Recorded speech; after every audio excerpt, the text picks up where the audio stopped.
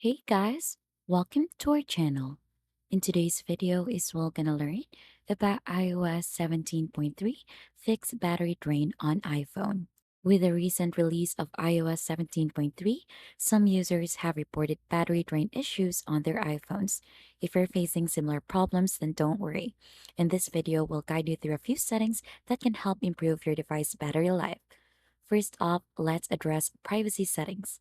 Head over to the privacy section in your iPhone and then under privacy and security, find the app tracking option and disable it. Disabling app tracking under privacy and security prevents apps from constantly monitoring and tracking your activities. So this feature is primarily designed for personalized ad targeting, but turning it off not only enhances your privacy but also contributes to saving battery life. So by restricting unnecessary background processes, your device become more efficient in managing power consumption. Next, check your location services. Navigate to location services, then system service. Turn off options like significant location, which constantly track you for map related features. And if you don't use Apple Maps or services, disable product improvement as well. Significant locations found within system services under location services is intended to provide personalized location based information.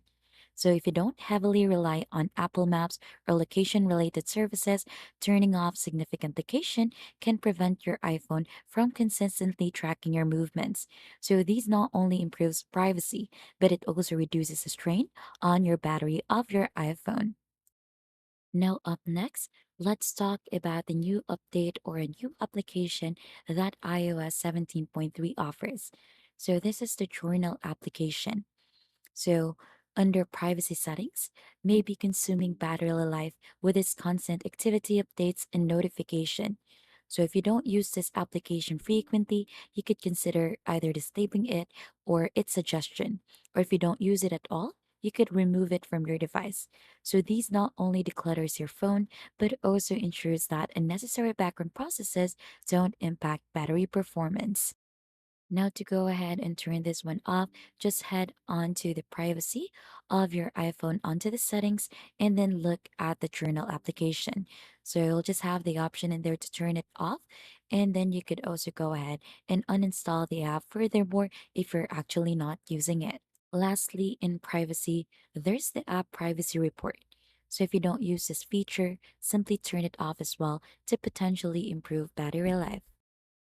The app privacy report, it provides detailed insights into how apps are accessing your data. If you don't find yourself regularly using or needing this feature, turning it off can prevent continuous tracking of your app usage. By doing so, your iPhone expends less energy on generating these reports, potentially leading to improved battery life. Moving on to other options, if you have any always on display, so you just go to settings, click onto display and brightness, and consider turning off the option to show the wallpaper when locked. So these adjustments might contribute to better battery performance for iPhones with an always on display feature, so this option to show the wallpaper when locked adds a visual element to your lock screen. However, disabling this feature can contribute to better battery performance. So, by limiting the visual displayed when locked, your device uses less power, which can be especially beneficial for those who are conscious about preserving battery life. In sounds and haptics, you can find keyboard haptics. Apple notes that turning this off may impact battery life negatively, but it's worth trying if you want to go ahead and conserve some power. Keyboard haptics provides tactile feedback when typing. While this feature adds a sensory dimension to your typing experience, turning it off may have a positive impact on your battery life.